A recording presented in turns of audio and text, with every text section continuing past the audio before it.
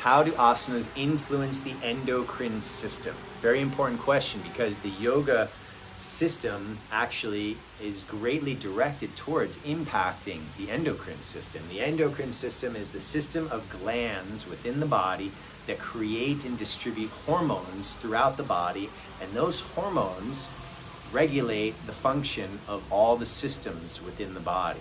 So if you're doing a posture such as shoulder stand, and you have pressure on your neck, the legs are up in the air, and you find that bend in the back of the neck until the chin actually comes towards the chest, you put a great pressure on the neck. And here at the pit of the neck, we have the throat chakra, which is the energetic aspect of our being that creates the thyroid gland. And the thyroid gland regulates our metabolism. If you're doing something to open the heart chakra, like I said, Bhujangasana, the cobra pose, you're working with the thymus gland, and that regulates the immune system.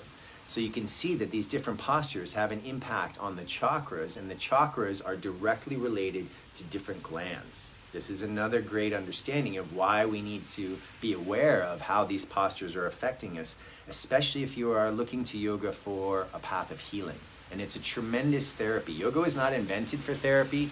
It was invented as a spiritual practice. However, through the centuries that this science has been practiced, they've seen even doctors have started to do the research and how very beneficial the yoga postures are for working with not just the physical body, but the energy body, the chakras that also impact the glands and the endocrine system. Now, let's say you want to create more mental power.